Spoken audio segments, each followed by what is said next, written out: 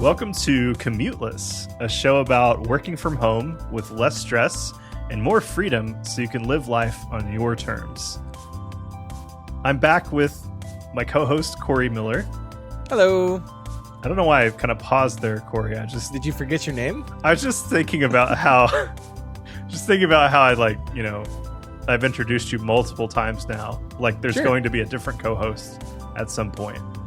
But it makes sense. It's just, I think the thing that really throws me off is that you didn't introduce yourself. No, that's true. I'm Kyle Adams. This could be someone's first show. Should we start this over? No, we're too deep. Do it again. No. Okay. We're in deep now. See, I just figured everyone's going to know us by now. They're not at all. But, it feels that way. It feels like we're. But there's always going to be the first listener. That's true. Always will be. Well, what are we talking about today, Kyle? So today, if you listen to last week's episode 3, commuteless.fm/3, if you listened to that episode already, you might be feeling like this is going to be a similar topic, and it kind of is, but it's not. We talked a lot about clothes last time, yes. Corey, and getting dressed and that kind of stuff, and a lot of that was about just starting your day on the right note.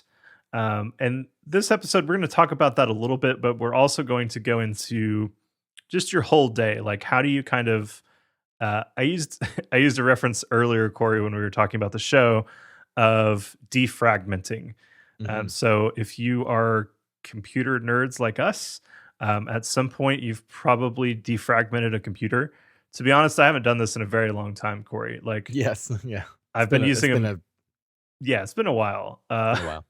I've been using a Mac for a while, and there's not really maybe there is an interface for this, and I don't know what I'm talking about, but I haven't seen like a defragment interface on a Mac. But I remember on Windows, especially back in like the Windows XP days, I would go in and like defragment my hard drive every now and then. And if you've ever done that, it just looks like, it's red and blue. It's kind of this red versus blue thing going on. And there's these little bits kind of all over the place. And what your computer's doing is taking those little fragments. So those are things that have been deleted or removed, and it's kind of just reorganizing everything, for lack of a better way to put it, just to make sure everything is flowing smoothly. Like there's a defined space for stored files, and there's a defined space for free memory. So that's kind of the basics of defragmenting, and that's what we really want to look at today, is how these little things that you do throughout the day, for example, like waking up and, hitting the snooze button because you don't want to get up and you sleep 20 more minutes. Just keep in mind that that's 20 less minutes that you're working for the day. And so what is that 20 minutes costing you? What is taking another hour for lunch? What is that costing you? It's another hour. So already we're up to an hour and 20 minutes of work that you haven't done, right? And if you don't do that, you have to make up for that somewhere. And that could be at 7 or 8 o'clock at night. And so you've kind of taken your whole workday and just strewn that across the entire day. What really comes to mind as you're talking about this, and I think is really kind of the crux of this entire show, this entire episode, is that when you work from home, you have to discipline yourself. Right. One of my first jobs, it wasn't my first job, but one of my early jobs as a late teenager was working at Burger King. I hated that job, Kyle. I hated everything about it. It was the worst. They gave me the terrible shift. Have you ever worked in food? Yeah, I worked for Chick-fil-A for like 8 years. Oh, that's right. I always forget that, Kyle. Why do I always forget that? Chick-fil-A was amazing. I mean, it was still a fast food job, so yeah, there's nothing glamorous about it. But Chick-fil-A as a company, in my experience, was just fantastic. Like they were super kind and actually cared. So, well, that was not my experience at Burger King. Let me tell you. Also, not a sponsor, and don't call. I got the 6 p.m. to 2 a.m. shifts, and I had a 15-minute break and a half-hour lunch. Or was it a half hour or was it an hour? It might have been an hour. I feel like it was a half hour though. And it was just like, and I was working back in the kitchen and it was always late. And, so I'd have to be doing the whole cleanup process at the same time. The point is not that Burger King was a terrible place to work. The point was that I needed to show up on time and I needed to have my 15 minutes on time and I needed to take my lunch on time. And I had to do these things and then I had to clean up and do all this stuff. I was, I was in this framework of discipline. And then when I started working from home, I started realizing, oh no, I literally could wake up at 11 a.m. and start my day and just pretend that I did all of the work. I made a joke, I think in the first episode of, I literally could play video games all day long and no one would know. I could just go to the beach all day long and no one would know because no one's like, there's no little camera that's, screwed up in the corner of my office. And so I have to build in discipline. We have to build in discipline. And all these little pieces that you're talking about, all of the little fragments of our day are often, maybe not always, but are often evidences of either a lack of discipline or a lack of focus or and maybe not as much structure or not as much planning into accomplish what you're wanting to accomplish.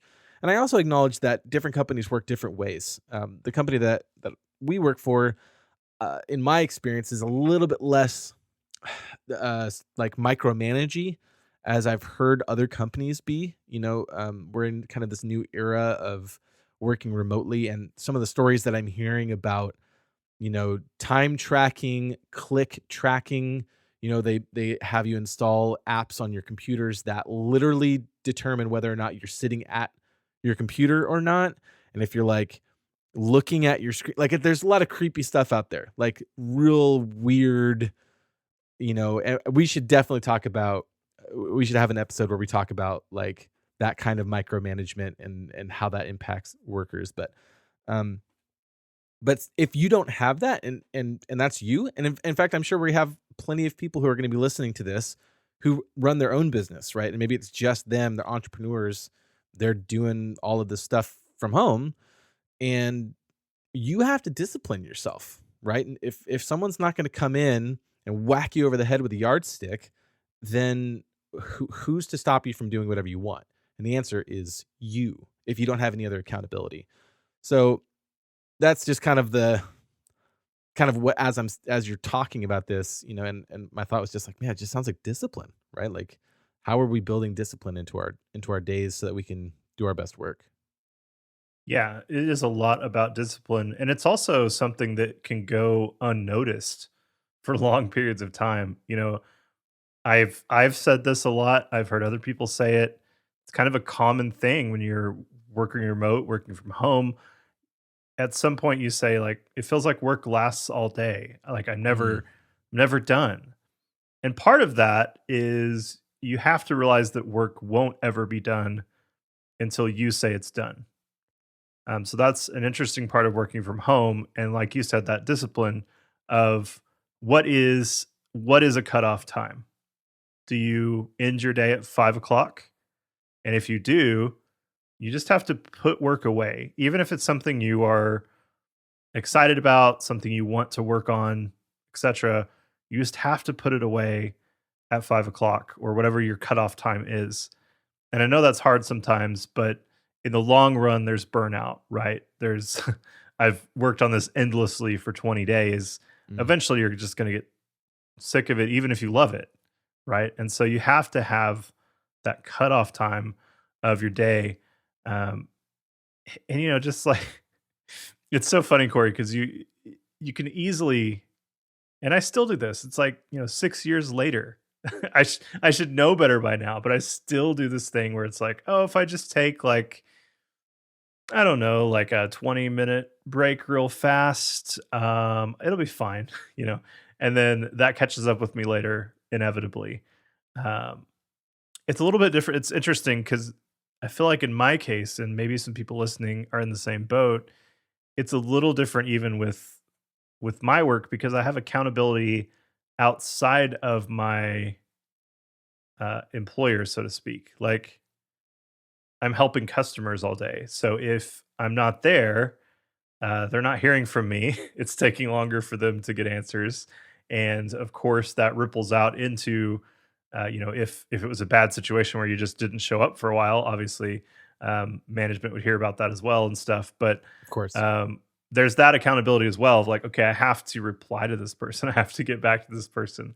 Um, and there's cutoff times for that too. Like that's pretty difficult, Corey, to be really honest with you. And not something I've talked about a lot, but if I'm helping a customer with something and it's the end of my day and I've responded to everybody and I clean up and like leave, um, it's really easy to go back in and kind of like sneak a peek and see like, did anybody reply to me? Mm-hmm. And if so, you Mm-hmm. just feel this pressure of like, okay, I have to like, I have to get back to them. I'm here. I'm sitting here. I'm looking at it. Um, but you don't. Like that's the end of your day. You're off. If you were at a normal job, you would be gone from the building. You wouldn't see that thing. Consider it your work email. Even if you're an entrepreneur working from home for yourself, have your own work email and your own personal email and just leave that work email aside until the next day and just cut it off. Um, and it's so easy to get distracted by that. So anyway, I just want to look at kind of what do we do, Corey, personally, you and I, to keep ourselves from fragmenting our day like we're talking about. Well, for me, it's all about getting certain early morning routines dialed in. Um, Early morning stuff often has a way of getting my mind kind of rolling really well. And these things evolve over time. We're in a different season now. I'm in a different season now than I've ever been.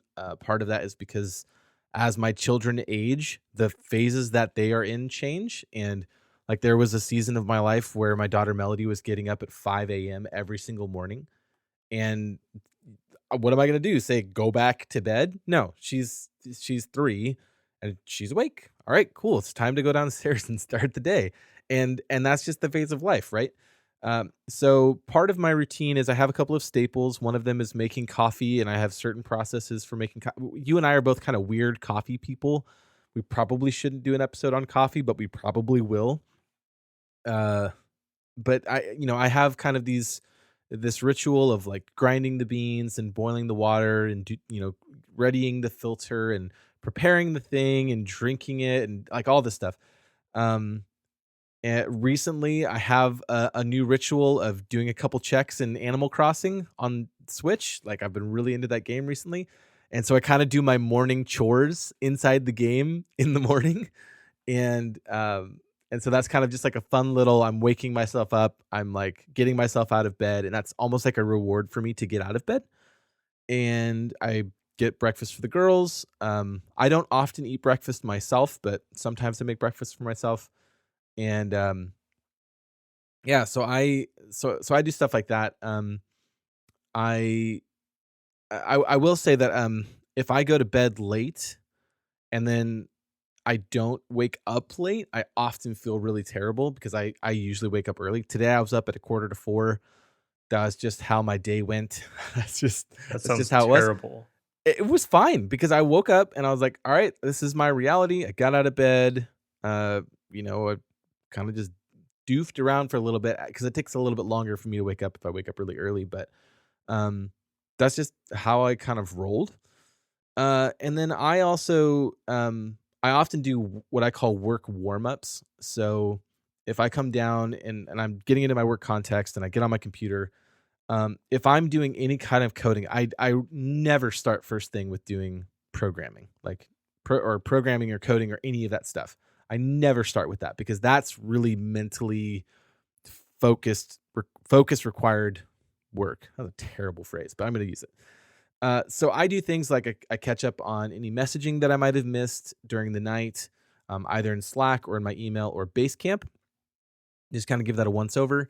And then I do like I often do little micro warm ups. So like typing or whether that's writing something out or doing a little bit of like practice code or something like that that doesn't matter. That's what I do is I kind of do these work warm ups.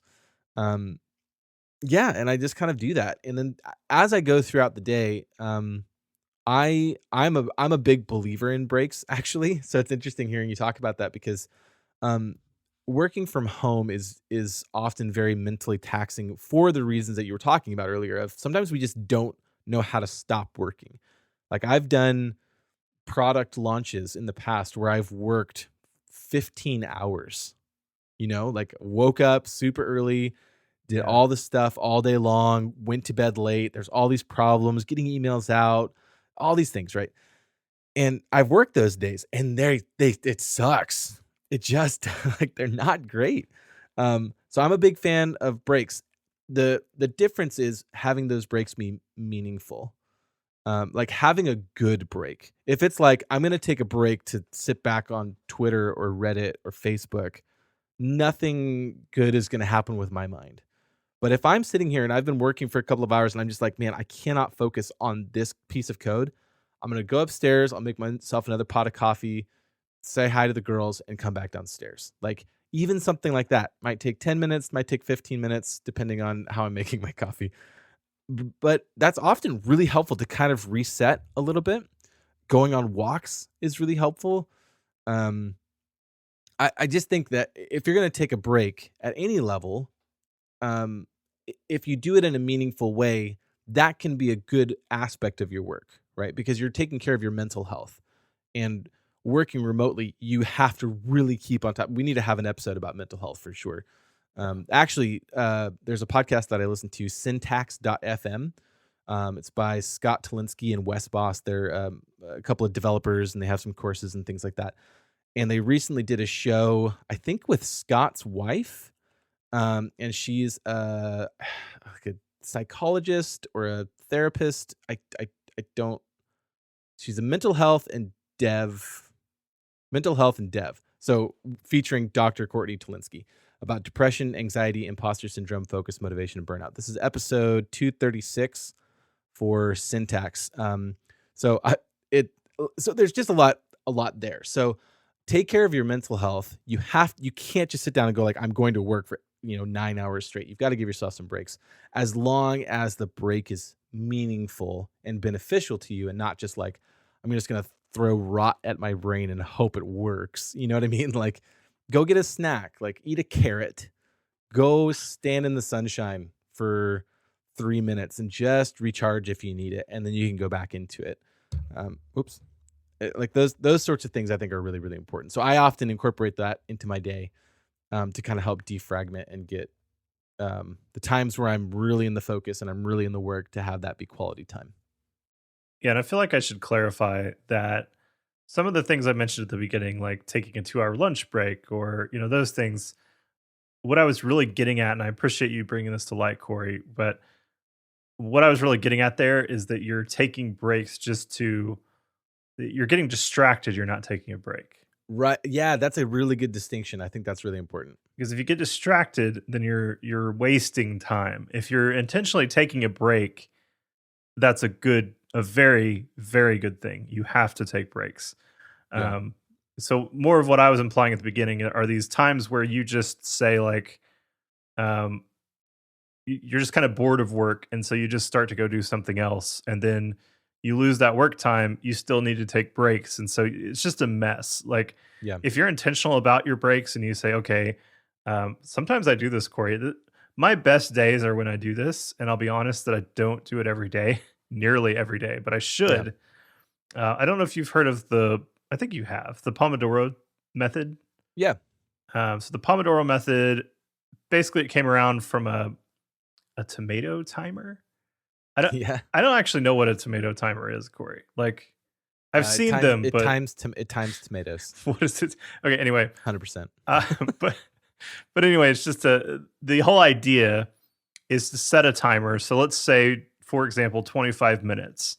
So you set a 25-minute timer, you work, and then it goes off. You take a 5-minute break. So that's 30 minutes of your day. After that 5-minute break, you get back to work. You work another 25 minutes, and then you have a 5-minute break. And so it's just this way for you to constantly take a break, move away from your work. You're actually more productive. There's been a bunch of studies about this that I don't have references to, but there's a lot of studies about just having those short breaks, and if you cut yourself off from your work and you come back to it, you're actually a little more productive, even though it feels like you won't be because you feel like you're really focused. Your brain kind of, over time starts to drift into I want to be distracted mode. So if you go let it have a 5-minute distraction and come back, you can be much more focused. And so that's a good, super awesome thing to have. Totally. And this is making me realize I need to do that more, Corey. Like, Yeah. I can't sit here and say I do that every day, but Yeah, same. when I do it, I feel really good about my day because I've actually um, intentionally taken some breaks. I know when they are. I don't feel guilty about them.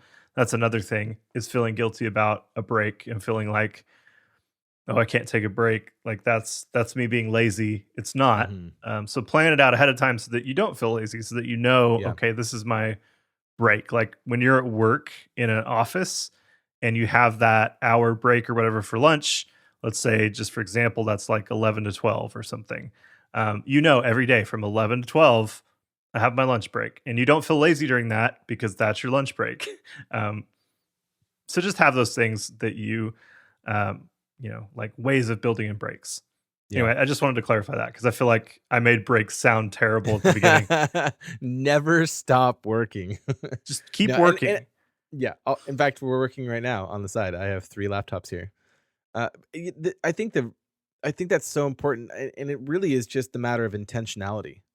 If you're, working on a certain project and you say, "Hey, I'm going to take breaks at these times," or once I get to a good stopping point. Sometimes I work that way because sometimes when you're coding, you can take a little bit to get into that flow.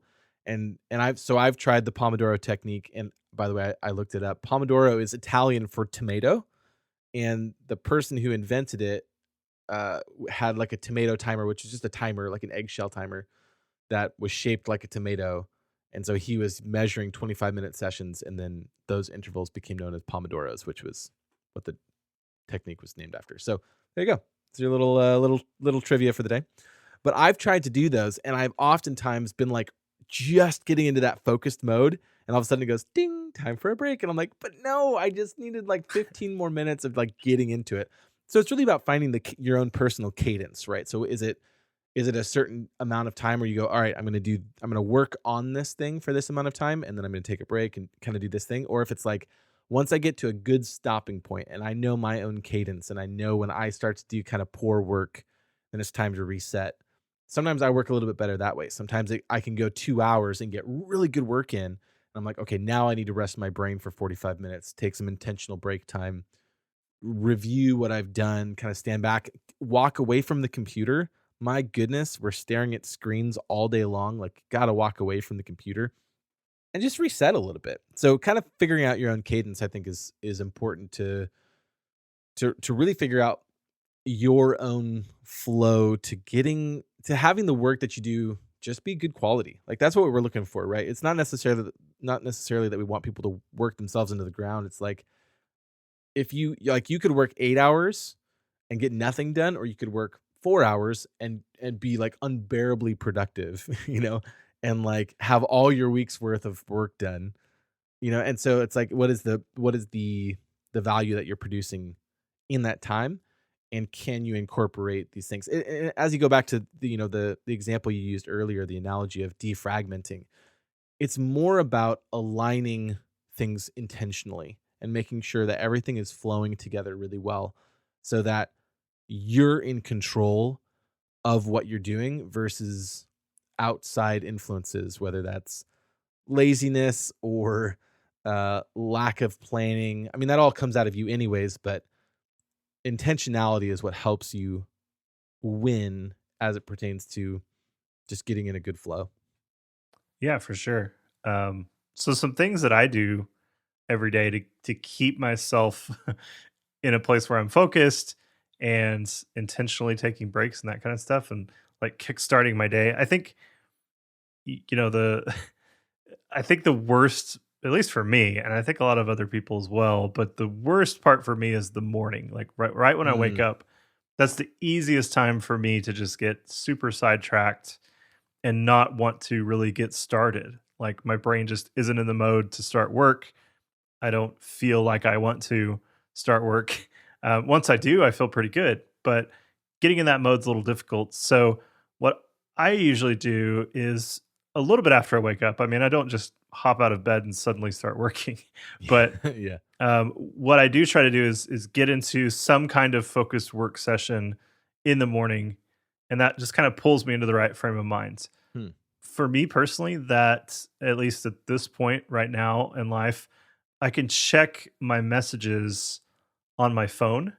So so what I'll do is in the morning I'll grab my phone, maybe I'll watch like, I'll check Twitter, watch a video or something like that's maybe something I do like first thing.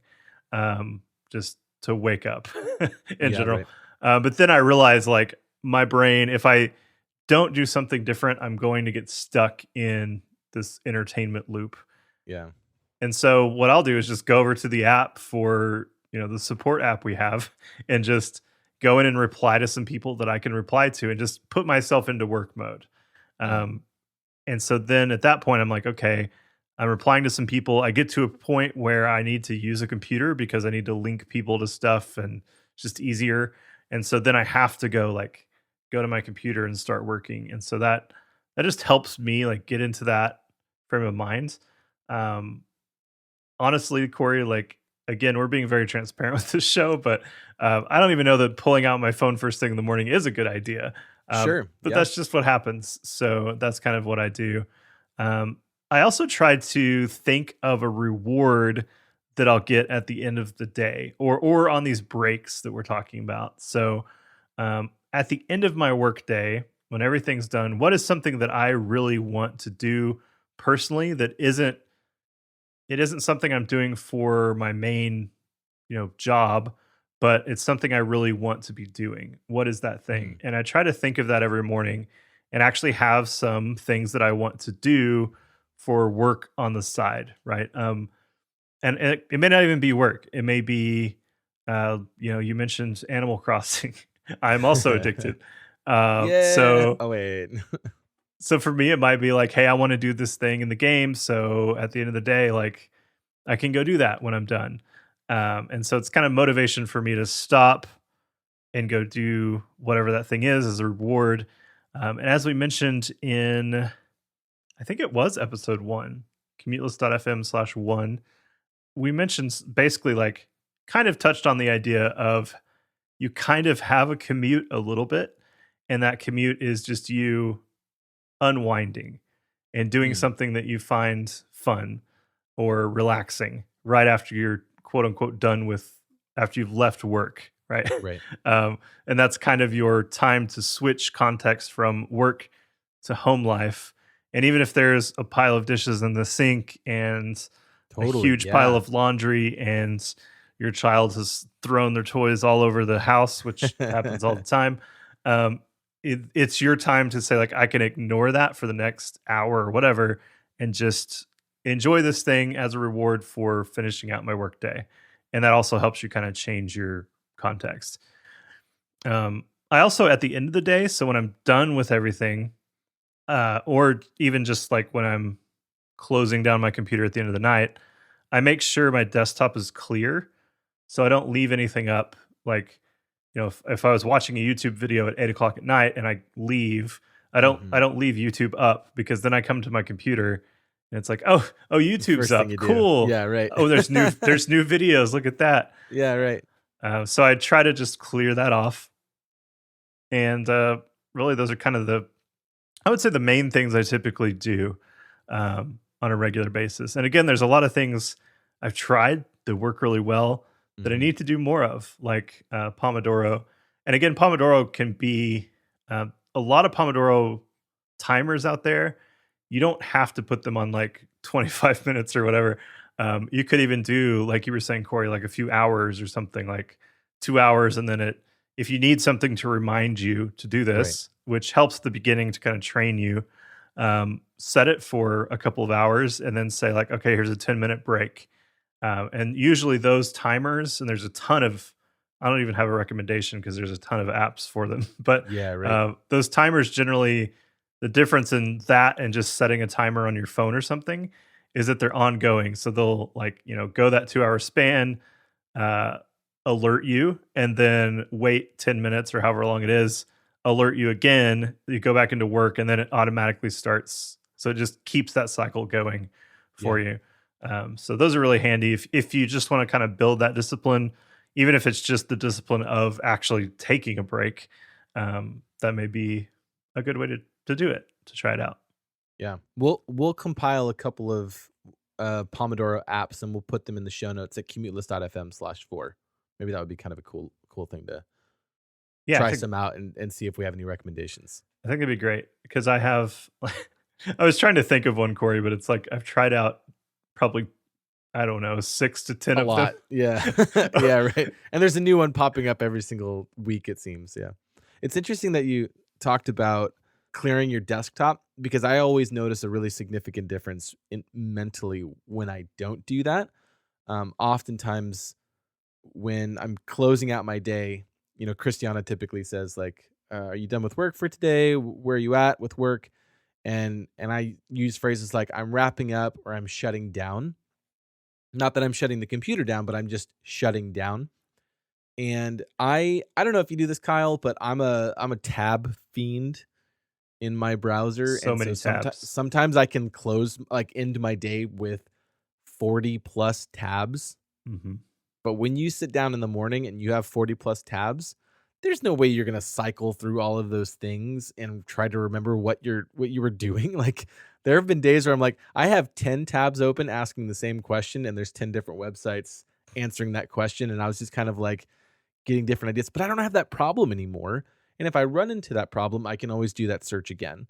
And so having that kind of physical act of I'm closing these things down is the same thing as turning off my monitor at work, walking out the door, going down the elevator, going out to the car, starting the car. Like those are things that are signaling to your body and to your mind that you're done. And for some people, they do have a commute. I've got a buddy who in Los Angeles, sometimes his commute, which is, it's only a few miles, but because it's LA, sometimes it can be like an hour, hour and a half to get to work. When it's just like kind of across town, it should only be like, if the roads are clear, it'd be like a 20-minute drive. But that's also a portion of that is like, this is my transition time. And so having those things, wow. And so having those things that allow you to kind of mentally close out your workday is super helpful. Try some of those things, whether it's closing down your apps, turning off your computer if you need to, whatever those things might be. Maybe you have a backup, if you have Time Machine or some other kind of backup on your computer, maybe it's like, I'm going to start that. And I know that as soon as I start the backup process, I need to be off my computer anyway, so I can just go and leave and do something else. And if you do other things on your computer, then just do the whole process. I'm going to close down the tabs.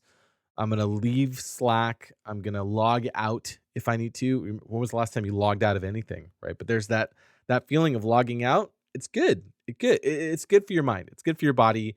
It's good for you to be done. And I think that's more or less that's what I'm trying to say. It's just good to be done. Yeah, and little pro tip to throw into the show here, Corey. Go ahead.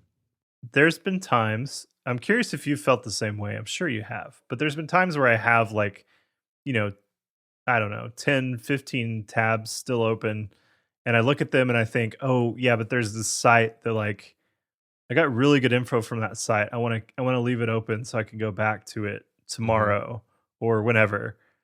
What I've started doing to keep because what that would do is make me just leave tabs open so that later I could go back. Yeah. But then I realized that's what bookmarks are for. Yeah. So if it's really that important, bookmark it. So I just go through each tab and I say like, okay, as far as resource tabs, obviously there's the kind of like work related ones that I've open a lot, but any kind of resources that I have open that I'm hesitating about closing, I just try to filter that through. Is it important enough to bookmark, or can I find it later a different way and then just kind of close those out and make sure everything's closed? Like, don't do the thing that I've done where you have 4 tabs left and you're like, okay, these are important, but I don't want to see them when I get up in the morning, so I'm just going to minimize the window. Yeah. And then a week later, you're like, oh, I minimized this window. What is that? Oh, Yeah, I didn't even know that existed. Yeah. yeah, don't do that. You can even have a folder, like if you have a bookmarks bar, and just say, this is the, the daily delete. So you bookmark so end of the day, you throw whatever bookmarks that you want to remember tomorrow in that folder. But by the end of the day tomorrow, you have to delete that folder and refill it. Mhm. So if it's really that important, then you're going to take care of it and move it someplace else. Oftentimes it's probably not that important, and you don't have to. So, and part of that is just going through and going, I don't really. Sometimes, Kyle, I like to live dangerously, and I just command Q, and I don't even know which tabs are up. I'm just like, if it's important, I'll figure it out again. Life on the edge. That's right. I too like to live dangerously. It's the equivalent of not saving your Photoshop file. Oh my gosh. And then it just crashes. Don't even say it. I've had that happen way too many times. Too many times. Well, Corey, where can people go to find all of this info? Like the Pomodoro timers we mentioned, just all the things. Where can they go? Well, you can go and find the show notes for this episode at commuteless.fm/4.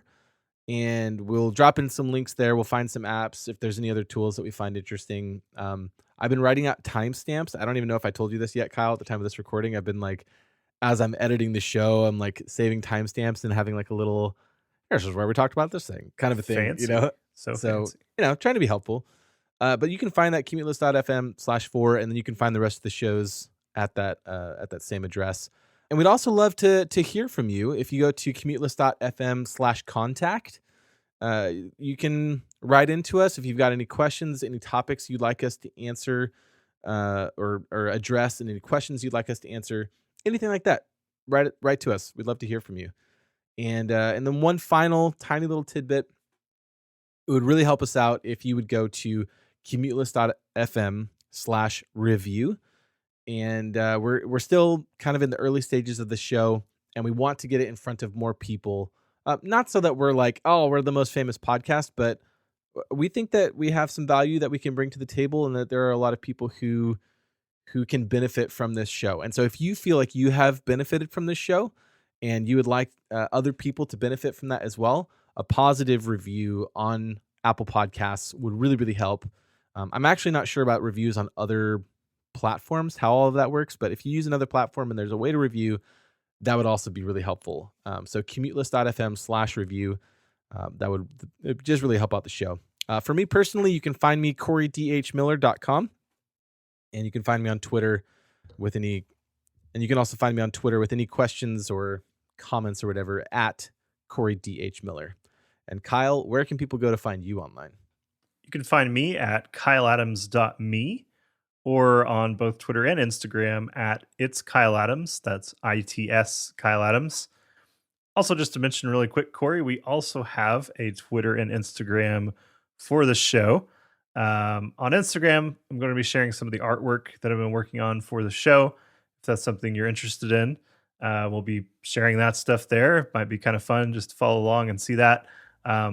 Maybe a little more up close and interesting details than you see here. So if you're interested in that, go check out Instagram.com/commutelessfm or Twitter.com/commutelessfm. Nice. Thanks so much for listening, and we'll see you next time. Bye. Bye.